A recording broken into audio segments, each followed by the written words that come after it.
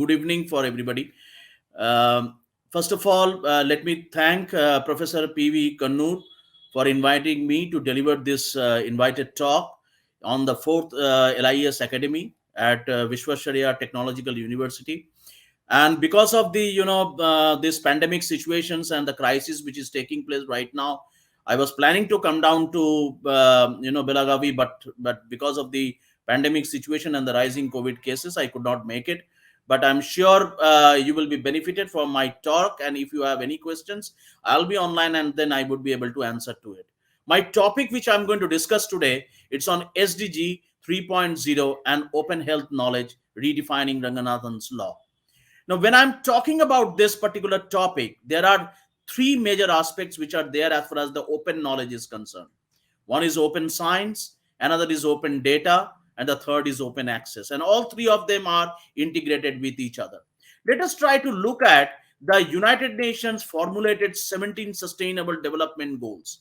And these sustainable development goals, which are in short form called as SDGs, it is a set of 17 goals for the world's future through 2030 agenda, and it has backed up by a set of 169 detailed targets and negotiated over a 2-year period at the United Nations and agreed to by nearly all the world nations on 25th September 2015. Now, the new and the different about the 17 sustainable development goals is the first and the most important thing is that these goals are applicable to every nation and every sector. Cities, business, schools, organizations, all are challenged to act, and this is called as a universality today. The second important component which I could identify, it is recognized that the goals are all interconnected. In a system, we cannot aim to achieve just one goal. We must achieve them all. And this is called as integration. So the goal number one, let's look at the all these 17 sustainable development goals. The goal number one is on end poverty in all its forms and everywhere. The goal number two, it relates to the end the hunger, achieve the food security and improve nutrition and promote the sustainable agriculture. The goal number three is ensure healthy lives and promote well-being for all at all ages. Number four is ensure the inclusive and quality education for all and promote the lifelong learning. Goal number five is achieve the gender equality and empower the women and girls. Goal number six is ensure the access to water and sanitation for all. And so goal number seven is ensure the access to affordable, reliable, sustainable, and modern energy for all. Goal number eight is promote inclusive and sustainable economic growth, employment, and decent. Goal number nine is building the resilient infrastructure, promote sustainable industrialization, and foster innovation. Goal number 10 is reduce inequality within and among the countries. And goal number 11 is make cities inclusive, safe, resilient, and sustainable. And goal number 12 is ensure the sustainable consumption and production patterns. Goal number 13 is take urgent action to combat the climate change and its impact. And goal number 14 is conserve and sustainably use the ocean, seas, and marine resources. Goal number 15 is sustainably manage forests, combat desertifications, halt and reverse land degradations, and halt biodiversity loss. Goal number 16 is promote just, peaceful, and inclusive societies. And the last goal which I'm going to talk about is revitalize the global partnership for sustainable development. Now, each goal which you look at, all these 17 sustainable goals are all important for every nation in this world. And they are all interconnected. So if you touch upon one particular goal, the other goal gets immediately get impacted with that. So, you take any of the goals out of the 17 sustainable goals, and you will find that these are completely connected with the several other goals which are related to each other. So these are nothing but a small pieces of informations are there, and they are getting connected to other pieces, help us to understand, to apply the information to achieve the goal. So the third building block is to acquire the relevant knowledge in this case. And finally, it is widely recognized that achieving these goals involves making very big fundamental changes in how we live on earth. This is called as a transformation. There are 6 basic questions before I raise these questions for this particular topic, and that is, what is open, why it is open for whom, when it is open, where it is open, and how it can be open. So let us try to address each one of these questions. I started this entire journey of open when I came across a very interesting book by Henry Chesbrough, where he wrote two beautiful books on open innovation, that new imperative for creating and profiting from the technology, the kind of a booming which is taking place, and as well as he's also talked about something called as an open services innovation. So, what is exactly we are talking about? I already talked about the Henry Chesbrough's model, where he has, dwelt upon a very interesting model called innovation funnel.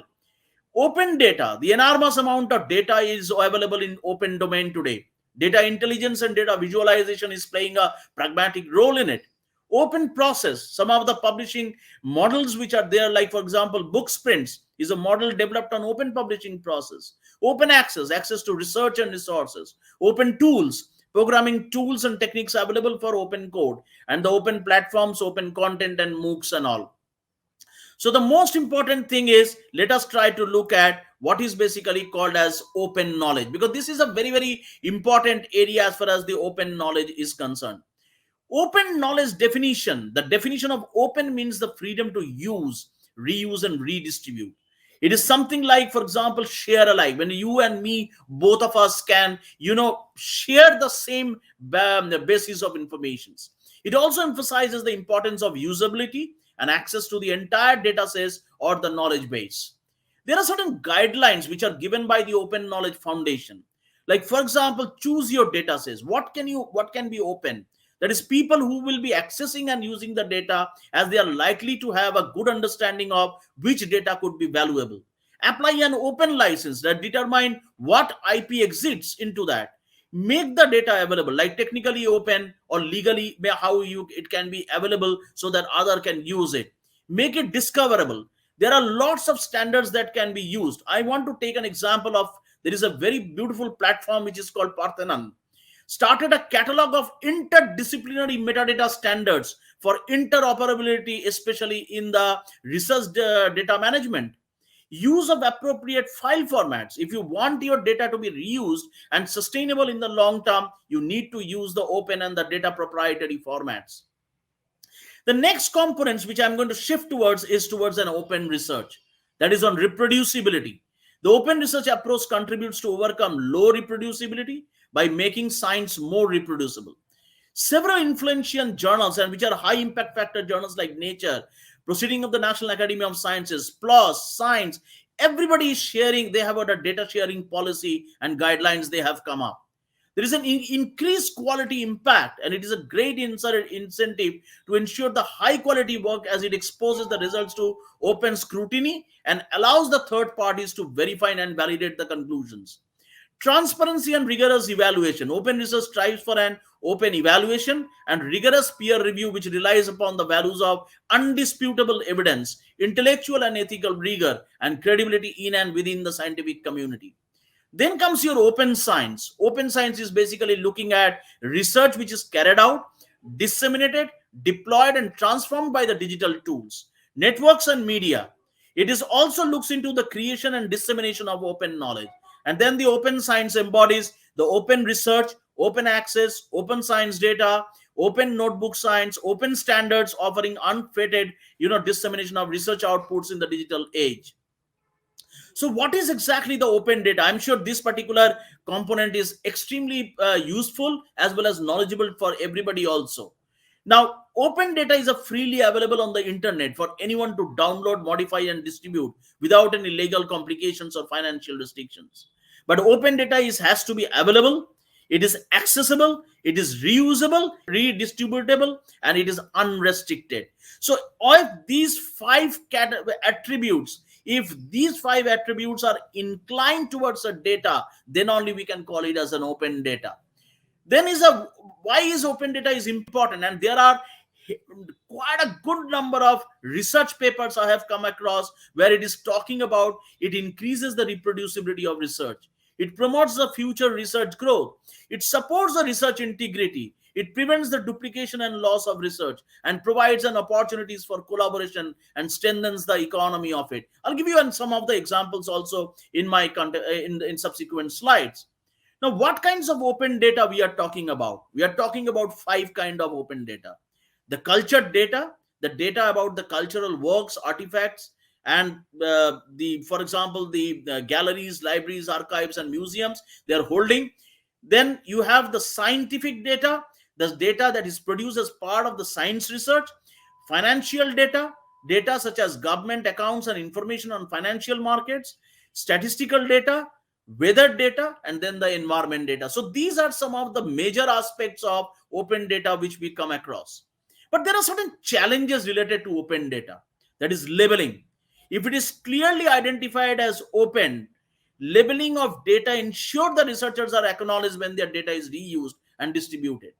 Licensing, data on publishers' websites and data in the big repositories should be clearly defined as available for free and unrestricted access. Redistribution and reuse. Let us take an example of the World Bank with the data site, or the government of India's the NIC, which has developed the open gov data. So we need to understand those areas. Research ethics and restrictions. When making open data available, one must consider the safeguarding of information, obtaining the consent and the secondary use of identifiable information, and how identifiable information is handled during the data linkages. Why is it open? So that you can have a knowledge development, you're going to have a knowledge sharing and transfer, you're going to have a knowledge harmonization and organization storage, and then the knowledge application is required. For whom it is open? So who are the beneficiaries? So I could identify, because I have been working on these areas in several research projects. So some of the beneficiaries I could there, like for example, farmers, knowledge workers, health workers, academicians, policy makers, researchers, consultants, organizations, and then the civil society. So there is in all of them, when you keep the matter into open format, there is a knowledge exchange takes place. So ultimately, when there is a very universal mantra is everywhere, because I have been involved in several large number of projects. So let me tell you, you are doing a research of the people, research by the people, and research for the people. This is going to be the universal mantra. There is a very interesting example I want to give it, like on Project Digital Green. When I was doing my ICDL 2019, I came across a person called Rikin Gandhi, where his project was on Digital Green. And when I gone through it, it was so interesting that he has captured, for example, the reaping of the rice harvesting at some places in some of the villages in Kerala and in southern districts. And those methods were captured, and then he captured this entire process and all, which has given a tremendous amount of yield. So it has been passed on to some other farmers of the other districts of other states. So there is a complete capturing of the knowledge, data, information, research has taken place, and which is passed on to the next people. So there is no duplication of effort. People can find out where are those problems in those scientific areas, and they can take an appropriate decision on that. So it has played this is a very interesting case study. If somebody visits to their website, they will find that how much they have captured onto those areas. Another interesting case study I would like to bring to your attention is, this is a very interesting case study of, it was published by World Bank. This was a case study from Tanzania. In Tanzania, the child mortality rate has been falling steadily in recent decades. It remains 77% the world average at 108 deaths per 1,000 children, which is enormous. Tanzanian government sought to improve the nutrition and incomes in rural areas by restructuring its agriculture, particularly the struggling with the dairy industry. So Tanzania wanted to follow a best model and learn how India carried out its renowned white revolution, which is for milk, during which it increases its milk production. So Tanzania's dairy sector, by promoting favoring policy incentives and efficient dairy supply chain, as well as improving the operational efficiency of the NDDB and Ministry of Agriculture. So they completely, took the best practices of Indian white revolution of, that is that mother dairy, the famous that Jacob Korean's model. They took the entire model there and they customized it on the Tanzanian government, and the outcome was like it has enhanced the knowledge and skills. It has improved the consensus and teamwork, and it has a new implementation. Using their new insight, Tanzanian Delhi officials have not only they have developed their own policies based on the Indian model, but they also successfully implemented dairy reforms and built consensus among stakeholders groups for a blueprint for further reforms. When it is open, so you can imagine when I'm talking about when it is open, when you have a knowledge divide, you have a skills divide, you have a digital divide, and you have an experience divide, and you have a best practice divide. Then only the role of open plays a pragmatic role into it. And the sixth component is to create an impact on the society when you are creating an open innovation model. So even when I look into some of the best of the research projects, I find that there is always a gap. So the funding organizations are looking at how to bridge this gap through the research and how it can create an impact. So they are looking for the open. In fact, many of the research work which they takes place in different projects, these are basically what they do. Generally, they publish it everywhere, where so that people can gain a lot of interest from their best practices and all. So some of the examples I would like to touch upon here, which is based on sustainable development goals. Like if you go through this ITU United Nations site, you will find like there are in the several in the least LDC, the least developed countries or underdeveloped countries and all. There is a lot of real time information technology platform with open information knowledge is taking place, and they are becoming a social entrepreneurs now. So a lot of development in the field of social entrepreneurship is also coming out with the help of SDGs also. Where it is open, so you have an open access platform, you have an open content and accessible to anyone, anytime. How it can be open? So you have, there are four components are there. People, supporting people and organizations to create a free and fair and open future. Places, like extend global reach into new geographies and industries. Policies, having policies and procedure that support the vision and make fit for the purpose. And then the partnership, working in partnership with others who can help to achieve the vision and secure funding partnership that enable to be sustainable. The preamble of knowledge exchange, which connects the clients to the new information and opportunities across countries and regions. Encourage the innovation and sharing of the practical experience. Inspire the collaboration between the countries. Help development practitioners get results out of their knowledge exchange and facilitate new methods of capacity development, and be a resource for others who want to do development differently. So with the World Bank model for a knowledge exchange, what is most important? These are the 5 steps. You anchor it, you define the entire details out of it, every objectives and all. You design and develop it, implement it, and then report the results in an open platform so that people can get a more and more experiences out of this. The key features of openness is availability and access, reuse and distribution, and universal participation. These are the major attributes of the of an openness model actually. Since I'm working with the All India Institute of Health, All India Institute of Medical Sciences, I would like to touch upon something on the healthcare sector now. Hifa, this is a very interesting model called Healthcare Information for All, is a global social movement to improve the availability and use of reliable healthcare information and reduce the harms of misinformation. So, libraries and information services have to play a critical role to increase the availability and use of healthcare information. Researchers, policymakers, health professionals, and citizens all need to access to actionable information relevant to their context and in a language that can be understood to protect their own health and the health of the others.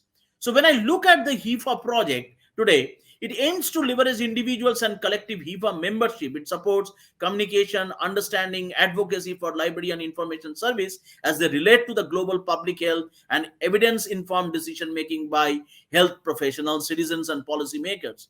The scope is that the role of library information services, including public and health medical libraries, technical and financial support for the library information service, professional skill development is there, knowledge management is there, and then the health literacy, critical appraisal, and related skills is also important.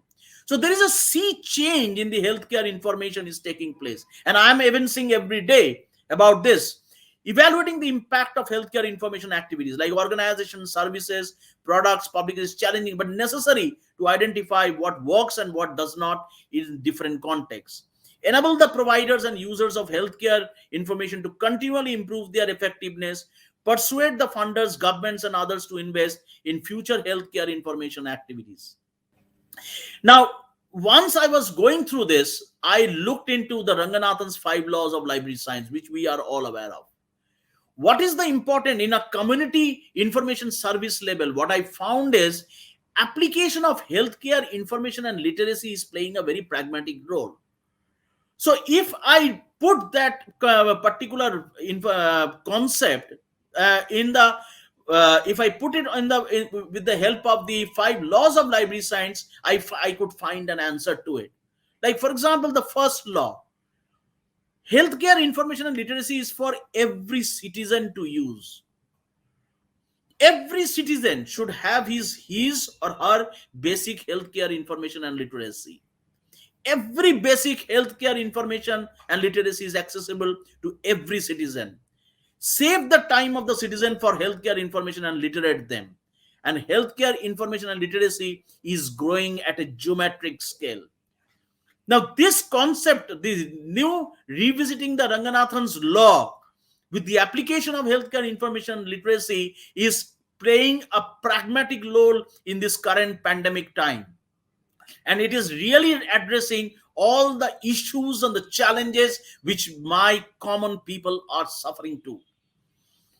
I would like to, give you a very small another example of linked sustainable development goals and innovative platform which was developed. As I already mentioned that there is a large number of open data is there, so there is a standard based on data exchange and build a common framework, guidelines to improve the visibility, interoperability, and citizen science data on SDGs. State of the data modeling techniques and make a common system of permanent identifier for the goals. And if you look at this particular interesting platform, like when I was doing a research on malaria, I could find that all the information related to infectious diseases and malaria are listed out, and they have been made in the form of a cluster. And here is a model on that. It relates to your health policy, public health, pesticide, climate. I mean, which are the major areas they have been focused here, and they had a bigger cluster, and those who are on the peripherals, they have the smaller clusters. A very interesting model of sustainable development goals. It has been developed on that, and these are shows on real-time databases. The another example of this particular one, where you can see if I take sustainable development goals of SDG 3.0, you can see here that is SDG 3.0, how it has got different targets also. It is broken down into different components. And if you go to each component, it will give you a complete that which are the regions, which are the countries, and which are the areas have been fulfilled into that. If this kind of a data visualization platform has already been in process into that. There is something very interesting I came across on during my research work also on these areas, like SDG Knowledge Weekly. Here, every information like data is such an important thing, but people are bringing out the research insights in the form of a data story. And these data story based on along with the the data type, it is projected on the website itself. And if you visit to IISD, you can pick up a small area from your area, and you can see the entire data story highlights all. So the new roles of healthcare knowledge specialist has come up: search for evidence and good practice innovation, prepare evidence-based reviews, respond to inquiries and requests for information, offer horizon scanning, promote and manage digital knowledge, manage print collections, provide knowledge management functions, foster a learning organization overcoming the silos, advise, offer information consultancy, training on skills for sharing good practice and ideas, develop the knowledge assets based on lessons learned, maintain the repositories and intranet resources, training in the information skills, research and health literacy, and enable the staff to access the e-learning. So if you want to have, you can maximizing the value.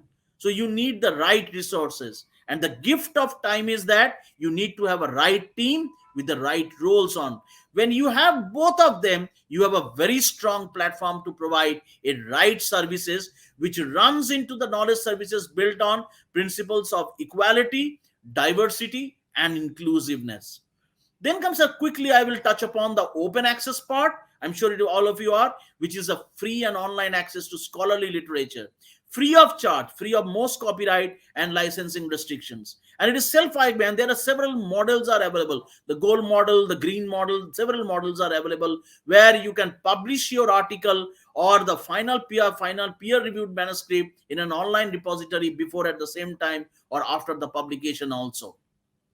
The benefits is very important, because that is why important. It ensures the research transparency, it increases the visibility, it fosters the new collaborations, it ensures the long term access, and it helps in increasing the efficiency of the research. There are several examples I have come across, like in the field of Alzheimer research, has agreed as a community to share the data immediately to make scientific breakthroughs. In fact, I could have given you a complete case study of Alzheimer's research with how it has helped in while in the open access platform. How to make research data open? Now, if I have already talked about, so you need to choose a right data set. So you need to bring out a complete data management plan for that. Find out the research data repository. You may not need to build a new one. Go through some of the data repositories which are already there, like R3 Data or Zenodo. Deposit your data into that and make it available with all metadata tool instruments, and then your data repository is available for the research work and all. I'll give you a quick examples of using this open plan knowledge platform, that knowledge mapping in healthcare, how it has taken, it has built in a complete change and discovery of the new research which has come up. It has given fostered lot of sharing and collaborations, and lot of irrelevant research has been taken a sideline. That's what it was developed into that. This is an example I came across where it's a very powerful open knowledge platform, a knowledge mapping. It's called Open Knowledge Map. If you go to this particular platform, and if you can see that this is based on the data which is extracted out from the databases, and it has taken the metadata with some keywords. And the cluster ball which you see here, these are based on the keywords which are there. So the more the keywords are there, and if you open one cluster ball, you will find that all the relevant articles are there in one particular cluster ball. And I'm basically in touch with the person who has developed this. Is one of his PhD thesis in UK, and he has developed this complete open knowledge map, and it is really revolutionizing on an open knowledge platform in today's context. And this is how you can, and continuous basis, my people are researching on these areas, and I find that there is a lot of, you don't need to rebuild. Even for COVID-19 I have done it, and I found there is a large number of resources, and the relevant information I could pass it on to my right stakeholders with the help of that. So it's a time to change the way we discover the research. So revisit the open knowledge and the sustainable development goals, because it is a very, very important area in today's context, especially when you are engaged in several topics and all. So these are some of the recommendations, readings I have given to for all the people to go through it. So the most important thing is today's context is connect, collaborate, and communicate. So this is an open knowledge platform where we all of us should come together and do a lot of research on these areas. So thank you very much. Thank you, LIS Academy, for once again inviting me to deliver my talk on this particular topic. Thank you, everybody.